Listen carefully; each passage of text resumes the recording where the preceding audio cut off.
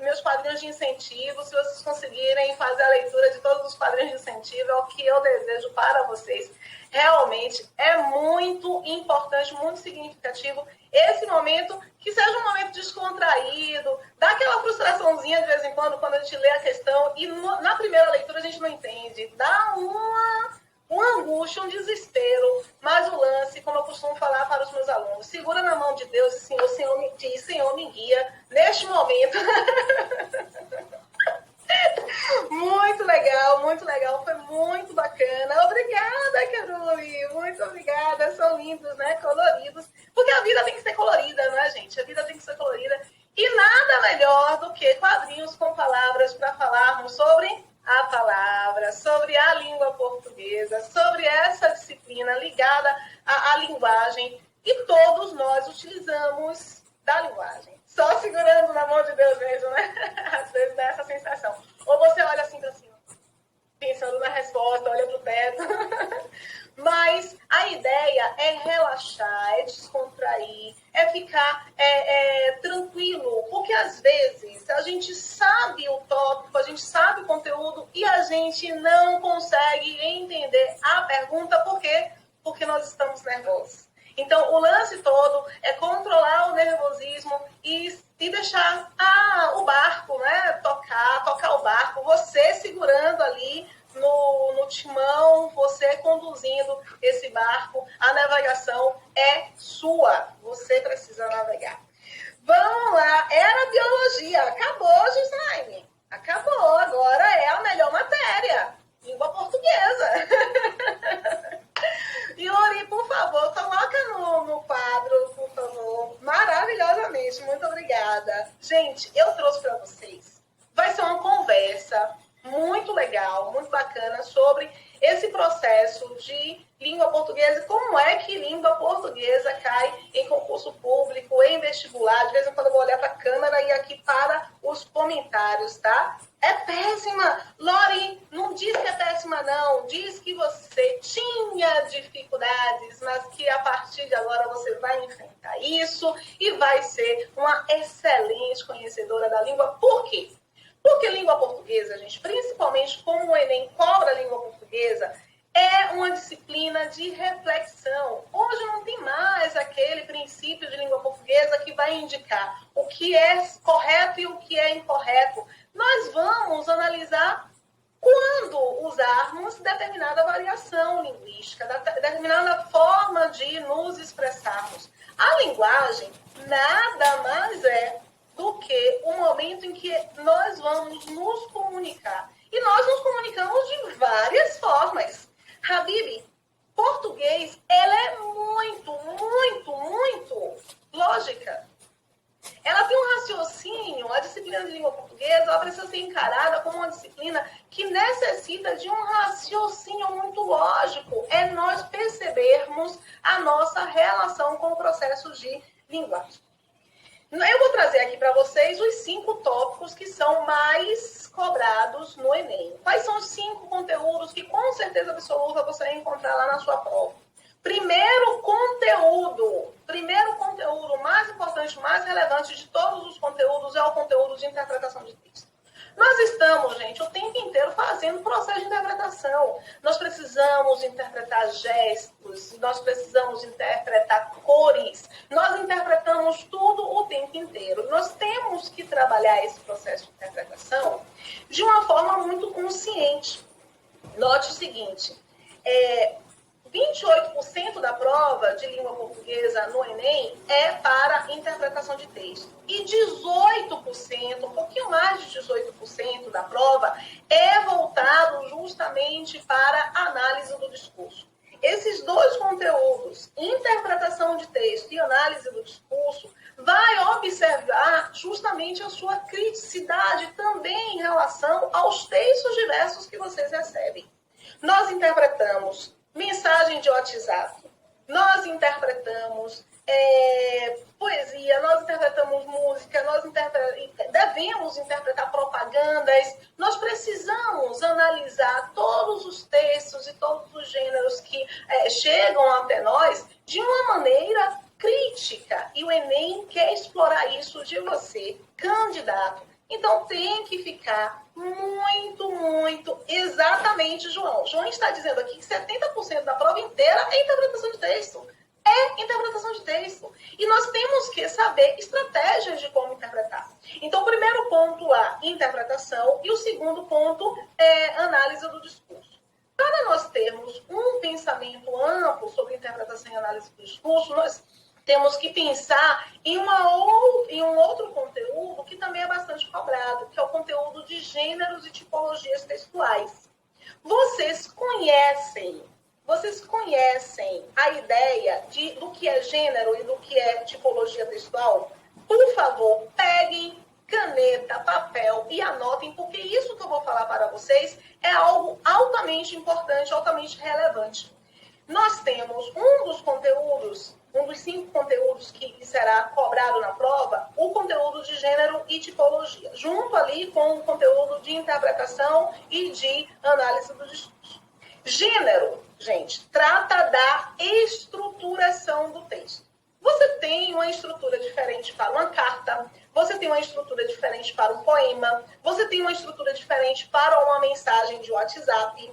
Inclusive, estava aqui vendo os comentários de vocês e observei várias abreviações, várias siglas que eu não conheço. Por quê? Porque é algo voltado para o gênero com o qual vocês estão trabalhando, que é um gênero de chat. Então, você vai encontrar dentro das relações sociais gêneros diversos que terão estruturações diversas. Quando vocês recebem, me falem, quando vocês recebem aquela mensagem enorme de WhatsApp, vocês pensam o quê? Ah, meu Deus, escreveu um livro. Por quê? Porque a pessoa está escrevendo de uma forma em um gênero que não deveria ter aquela estrutura, não é isso? A gente fica enfadado. Na mensagem do WhatsApp, nós usamos emojis. Na mensagem aqui do chat, vocês usam muitos emojis também. Nós temos para cada gênero uma estrutura. Entenderam o que é a ideia de gênero e estrutura? Ok? Entenderam que gênero é a ideia da estrutura? Beleza. E o que é, professora, tipologia textual?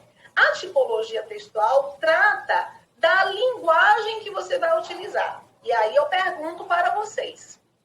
Quando vocês estão escrevendo o texto da dissertação que vai ser ali apresentada, quando vocês escreverem um texto de dissertação que vai ser apresentada na prova do Enem, vocês podem escrever da mesma maneira que vocês escrevem aqui no chat? Me respondam.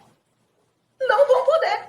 Vocês vão precisar utilizar uma linguagem diferente. Por quê? Porque vocês estão em um gênero diferente que requisita uma linguagem diferente. Uma linguagem mais objetiva, uma linguagem mais assertiva, uma linguagem mais técnica. Belezinha? Dentro ali da redação, nós temos uma requisição também de gênero. Olha, gênero e tipologia não é uma questão somente voltada para as questões objetivas. É também cobrada na parte da produção de texto. Porque lá na redação que você vai escrever, o gênero que eles vão requisitar é um gênero de dissertação com uma linguagem dissertativa argumentativa. Então, nós temos que tomar muito cuidado. Ou eles cobram o gênero diretamente, explicitamente, pensando na produção de texto, ou eles cobram o gênero em uma questão objetiva. Belezinha? Belezinha, Lorena. Belezinha, né, gente? Eu posso seguir. Nós temos um outro conteúdo também que é bastante cobrado, que é o conteúdo de leitura e arte. O conteúdo de leitura e arte, gente, olha, primeiro interpretação de texto, depois análise do discurso e agora leitura e arte. É o terceiro mais cobrado no Enem. Por quê? Porque dentro do processo de leitura e arte, você tem a necessidade de interpretar um quadro, de interpretar uma dança, interpretar um movimento. Vocês sabiam que em prova do Enem, às vezes eles colocam uma escultura para você interpretar o gesto que aquela escultura está fazendo?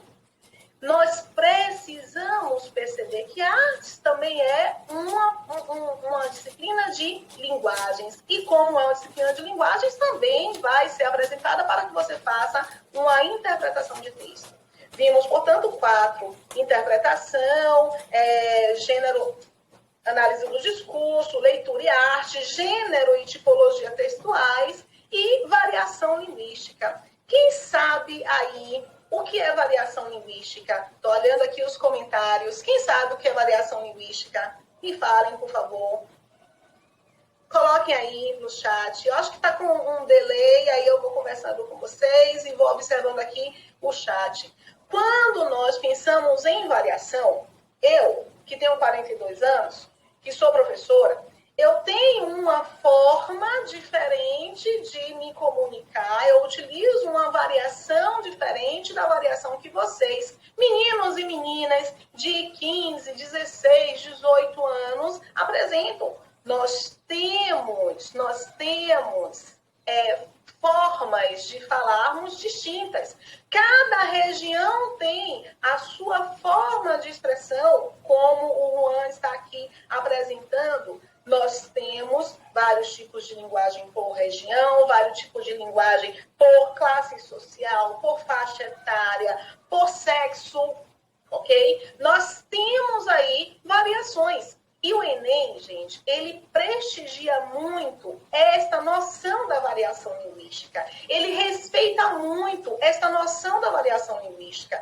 Dentro da questão discursiva, eles vão cobrar uma determinada variação, que é a produção de texto, a questão discursiva. A variação que eles vão cobrar lá é uma variação da norma padrão, da gramática normativa, de algo mais institucionalizado. Mas as questões que eles vão apresentar sobre variação linguística vão ser apresentadas para que você mostre se respeita ou não uma determinada variação. O que significa ou não aquela estratégia de uso da variação linguística. Neste momento, com essas questões, não há ideia de estar correto ou incorreto.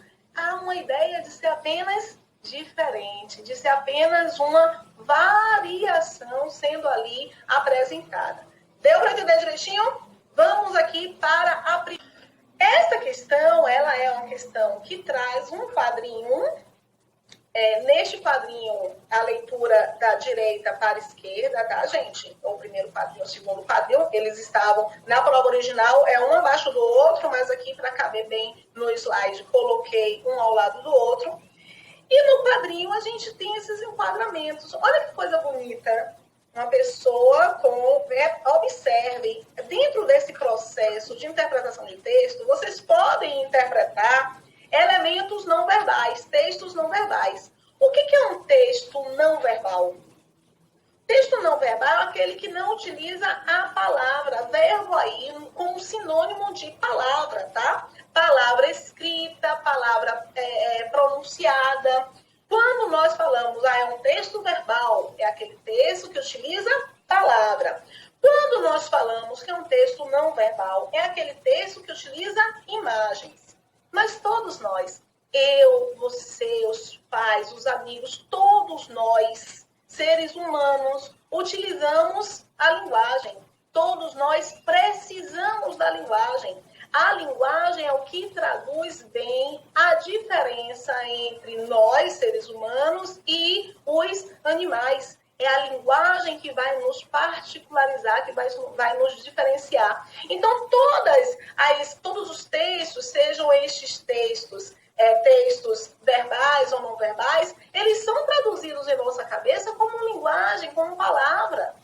Então, quando nós olhamos algo como esse elemento, nós sentimos. E após sentir, nós falamos. Nós emanamos um sentido. Falamos não é a ideia de falar, mas nós comunicamos, porque há várias maneiras de nós nos relacionarmos, ok? No Brasil, nós temos duas línguas oficiais, o português e Libras. Então, nós temos aí duas linguagens distintas. Nós especificamos, tá? Olha, voltou em pai. Vamos aqui. Eu vejo uma pessoa com um chapéu, os olhos, reparem que os olhos eles estão cobertos, há uma sombra se aproximando e os olhos dessa pessoa que estava com o chapéu sendo aí revelado. Ela ou ele olha. E olha como tem esse foco, né? Esse enquadramento nos olhos. e de repente uma flor.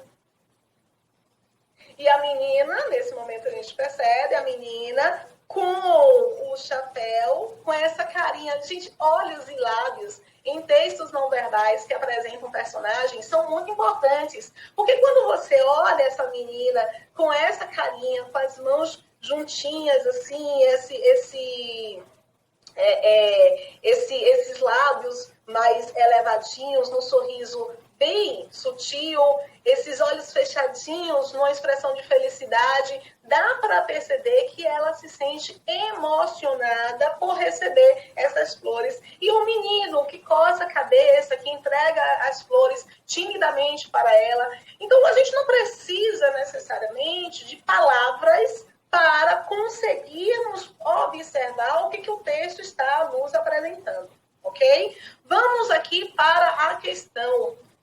Muda aí, obrigada, Yuri.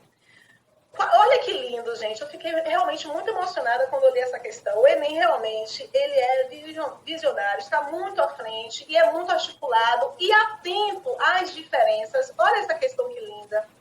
Quadrinista surda faz sucesso na CCXP com narrativas silenciosas. Volta um pouquinho, Yuri, por favor. Esta narrativa é uma narrativa silenciosa. O que é narrativa silenciosa, gente? Tipologia textual. Uma das tipologias é justamente a narração. É quando você tem situação inicial, quebra de situação inicial, conflito, clímax e desfecho. Nesta imagem, você consegue perceber todos os elementos de um texto narrativo. Situação inicial, a menina lá trabalhando nessa lida dela. A quebra da situação inicial com esse menino que chega e esse choque que ela tem quando ele entrega a rosa. O conflito, essa relação de amor tensionada que está sendo estabelecida entre eles. E o desfecho, que a gente consegue sentir essa calmaria, essa ideia do relacionamento sendo concretizada. Esta narrativa é uma narrativa silenciosa, mas não porque é uma narrativa silenciosa, é uma narrativa que a gente não compreende adequadamente. Passa para mim, Yuri, por favor. A área de artistas independentes da Comic Con Experience deste ano é a maior da história do evento geek. São mais de 450 quadrinistas e ilustradores no Artists Alley. E a diversidade vai além do estilo da HQ. Olha só, diversidade, respeito às diferenças. Em uma das mesas na fila F, senta a quadrinista com deficiência auditiva, Ju Loyola, com suas histórias, que classifica como narrativas silenciosas. São histórias que podem ser compreendidas por crianças e adultos e pessoas de qualquer nacionalidade pelo simples motivo de não terem uma única palavra. Para a gente perceber que o processo de comunicação, ele é um processo de comunicação que vai além da palavra, que a linguagem vai além da palavra, que outros elementos podem corroborar para que esse processo de comunicação aconteça. Passa para mim, Yuri, por favor. A artista não escreve roteiros convencionais para as suas obras. A sua experiência de ter que entender a comunicação pelo que vê faz com que ela se identifique muito mais com o que observa do que com o que as pessoas dizem. E basta folhear suas obras que fica claro que elas não são histórias em quadrinhos que perderam as palavras, mas sim que ganharam uma nova perspectiva. Cara, é você sair do lugar em que você está e perceber que existem outros olhares, que existe uma multiplicidade, que existe uma diversidade que precisa ser respeitada. Vamos lá, Yuri, por favor? O texto 1 exemplifica, o texto 1 é uma das narrativas silenciosas que ela apresenta. O texto 1 exemplifica a obra de uma artista surda que promove uma experiência de leitura inovadora divulgada no texto 2. Independentemente de seus objetivos, ambos os textos, olha, ele quer justamente fazer a conexão. Me digam, por favor, qual é o gabarito? Apresentem, por favor. Calma, rapaziadinha. Digo. Olha, Matheus apresentou D, Lorena D. Quem mais? Vamos revelar aí qual é o gabarito. Antes de nós fazermos essa revelação, quero que vocês percebam o seguinte. É muito comum o Enem apresentar 2 textos sendo analisados para o reconhecimento de uma das questões. Nós temos que observar o que tem de conexão entre os 2 textos. Yuri, apresenta aí para nós o gabarito. Letra D. Ambos os textos contribuem com o processo de acessibilidade. Perfeito. Por quê? Porque ambos os textos apresentam um processo de inclusão, um processo em que os indivíduos, em que a diversidade é respeitada. Perfeito, vocês realmente espetaculares. Olha só, o Ellen falou, logo depois de minha aula vai ter a aula do professor Serrão. O Yuri, quando o professor Serrão chegar, você coloca aqui no chat, tá? Para ele ir acompanhando, para saber quando é que o professor Serrão estará conosco para eu convocá-lo. Vocês estão maravilhosos, muito bem, letra D, o nosso gabarito. Vejam como, olha o que a Natália apresenta, ambos os textos valorizam a acessibilidade. O texto 2 fala dos quadrinhos que não possuem escrita e por isso são acessíveis a pessoas com necessidades especiais. Brocou, Natália, do verbo brocar, meteu do verbo meter. Gente, eu não sei falar gírias assim, tá? Vai ficar muito feio. Loma é língua portuguesa. Yuri, por favor, passa para nós. Segunda questão. Ok. O professor já está presente, olha só, muito bem. Vamos esquentar os motores. Olha que texto massa, gente. Eu achei esse texto muito legal. É um diálogo, a gente consegue perceber que é um diálogo, que é um texto dramático. Vocês sabem o que é um texto dramático? Isso é gênero textual. Chamar um texto de texto dramático significa dizer que não é aquele texto melodramático, não é aquela novela mexicana, não é isso. Texto dramático é aquele texto que será encenado. Um texto dramático tem personagens, tem cenário, tem falas, tem rubrica, ok? O texto dramático é aquele que será encenado.